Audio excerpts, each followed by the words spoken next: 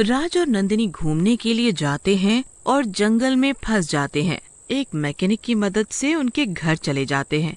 नंदिनी को उस रात नींद नहीं आ रही होती है। तभी उसे कुछ आवाजें आती हैं और वो कमरे से बाहर निकलकर देखती है।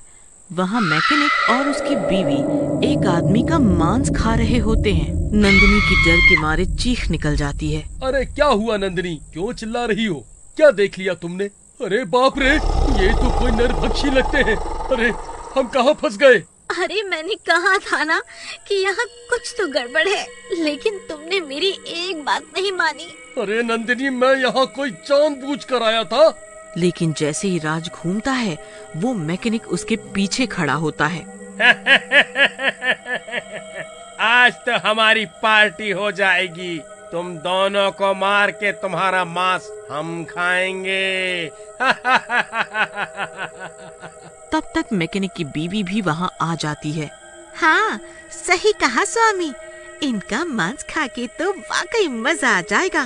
वैसे भी काफी समय से इतना ताजा मांस खाने को नहीं मिला।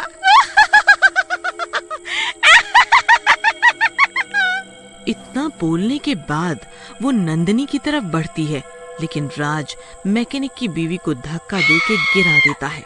नंदिनी तुम बाहर निकलो और देखो कहीं आग है क्या। सुना है ये लोग आग से डरते हैं। तुम आग लगाओ, मैं इनको देखता हूँ। ठीक है। तू क्या सोचता है तेरी बीवी बच जाएगी? पहले हम तुझे मारेंगे, फिर तेरी बीवी को। उधर नंदिनी आग की तलाश कर ही रही होती है कि उसे वही बूढ़ा फिर से दिखता है। अरे बाबा, बाबा आप यहाँ कैसे?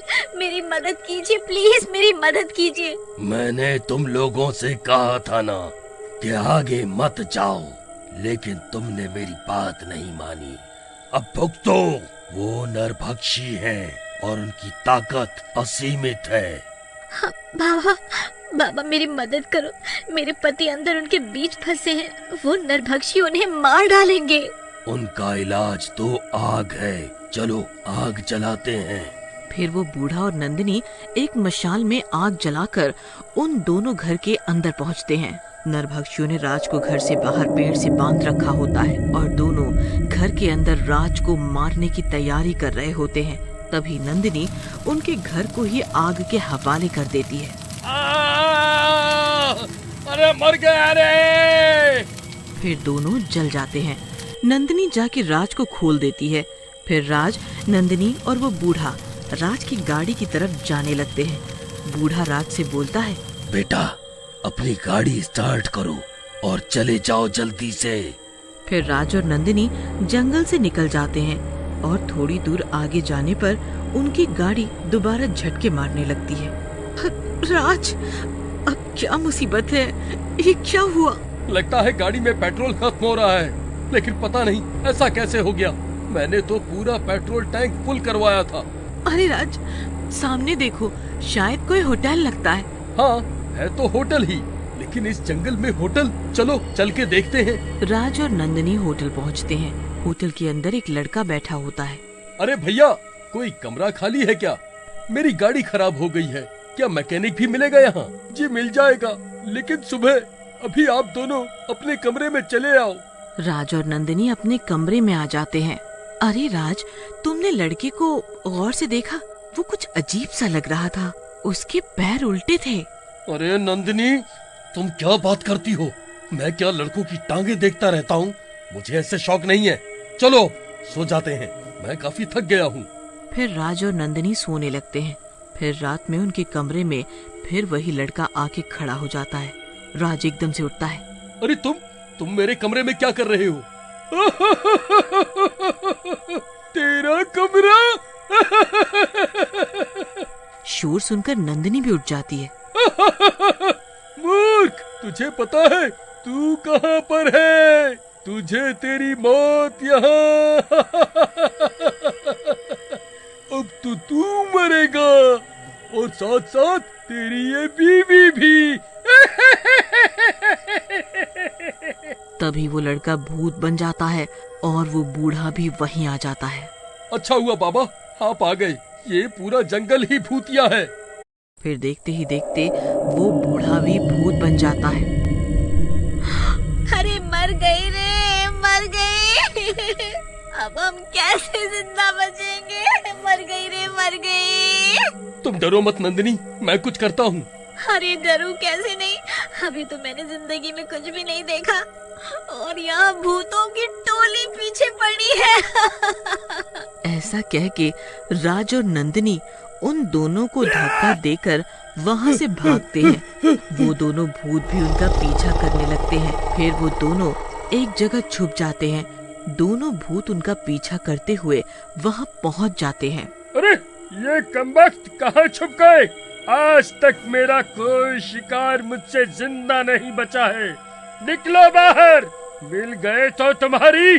अबे क्यों फालतू बोले जा रहा है? चल ढूंढ उन्हें, थोड़ी देर में सुबह होने वाली है। तू जानता है ना, अगर सुबह हो गई तो हमारी सारी शक्तियाँ चली जाएंगी और हम उनका कुछ नहीं बिगाड़ पाएंगे। हाँ हाँ बूढ़े पता है, लेकिन वो मिले तो सही, एक बार मिल जाए बस। एक काम करते हैं, दोनों अलग अलग दिशा में ढूंढते हैं। उनकी ये सारी बातें झाड़ियों में छिपे राज और नंदिनी सुन लेते हैं। और फिर लगता है नंदिनी, सूर्य की रोशनी में इनकी ताकत चली जाती है। हमें इन्हें थोड़ी देर और रोकना होगा, उसके बाद सुबह हो जाएगी और हम बच जाएंगे। लेकिन राज, हम इन्हें रोकेंगे कैसे? ये तो दो हैं। कुछ नहीं होगा नंदिनी, तुमको मेरी मदद करनी पड़ेगी। तुम इनमें से एक का ध्यान बटाओ और मैं इनमें से एक को निपटाता हूँ। ठीक है, मरवा मत देना मुझे। ऐसा कह के नंदिनी बाहर आती है और होटल वाले लड़के की तरफ देखकर बोलती है, अरे ओ राजा, मैं तो यहाँ हूँ, तुम किसे ढूंढ रहे हो? आ जाओ, पकड़ो मुझे। आओ ना। ऐसा कह के नंदिनी भागने लगती है। उधर राज दूसरे वाले बूढ़े भूत के सामने आके उसे चुनौती देता है। ए भूत महाराज, हिम्मत हो तो हमसे मुकाबला करो, तुम्हारी तो मैं चटनी बना दूंगा, वो भी बिना लहसुन के। ये सुनते ही बूढ़े भूत को गुस्सा आ जाता है और वो राज पर हमला कर देता है। राज आगे आगे भागने लगता है। अबे मर गया राज, बहादुर बनने के चक्कर में मरेगा बेटा। बीवी भी नहीं देख रही तेरी तो यहाँ। तभी वो बूढ़ा भूत राज को पकड़ के पटक देता है, जिससे राज के गले में पड़ा हुआ हनुमान जी का लॉकेट बाहर आके गिर जाता है। बूढ़ा वो लॉकेट देखकर डरने लगता है। अबे हटा इसे मेरे सामने से, मुझे कुछ नहीं दिख रहा, मैं अंधा हो रहा हूँ। हटा, नहीं तो तेरी जान ले लूंगा, कच्चा चबा जाऊंगा। लगता है इसे हनुमान जी से डर लगता है, इसे कुछ नहीं दिख रहा। इसे इस लॉकेट की मदद से बांध देता हूँ, बस कुछ देर की बात है, सूरज निकलने ही वाला है। फिर राज अपने पास कपड़े की मदद से लॉकेट उसमें डालकर उस बूढ़े भूत को बांध देता है और फिर नंदिनी को ढूंढने जाता है। लेकिन तभी नंदिनी वहाँ आ जाती है और एक जोर का तमाचा राज को मारती है। तुम मर्दों पे विश्वास करना गुनाह है। 1 मिनट में आता हूँ डार्लिंग, ये आ रहे हो 1 मिनट में, मैं मरूं और तुम दूसरी लाओ, है ना? तभी वो दूसरा भूत भी आ जाता है। ए, चुप करो, तुम दोनों मरने वाले हो, लेकिन लड़ाई नहीं बंद हो रही तुम्हारी, इसीलिए मैं अब तक जिंदा था। शादी नहीं की, नहीं तो मेरी जिंदगी भी झंड हो जाती। क्या बोला बे? हम पति पत्नी के बीच में क्यों बोला? ऐसा कहकर नंदिनी उस भूत को जोर से लात मारती है और वो भूत गिर जाता है। अरे नंदिनी क्यों मार रही हो? ये ऐसे नहीं मरने वाले, इसे कुछ भी नहीं होगा, ऐसे इसे रस्सी से बांधना होगा। फिर राज और नंदिनी जल्दी से गिरे हुए भूत को बांध देते हैं। अरे बोला था ना, पीछा मत कर, लेकिन नहीं माना तू। तेरे चक्कर में आकर मैं भी फंस गया। ए राज बेटा, मुझे छोड़ दो। तुझे छोड़ दे ताकि तू दूसरों की जान ले सके? अबे कितना भगाया तूने बूढ़े, माँ कसम, अगर ओलंपिक में भागता तो गोल्ड ला जाता। तुझे तो मैं कोनी छोड़ूं। अबे बूढ़े, लालच तो तुझे भी आ रहा था, तू भी तो मारने भागा था, अब फंस गया है तो मुझे दोष दे रहा है। वो बात कर ही रहे होते हैं कि सुबह हो जाती है। सुबह की किरणें पड़ते ही वो दोनों भूत जलने लगते हैं। और थोड़ी देर में ही पूरे जल जाते हैं और वो जंगल उनके साए से आजाद हो जाता है।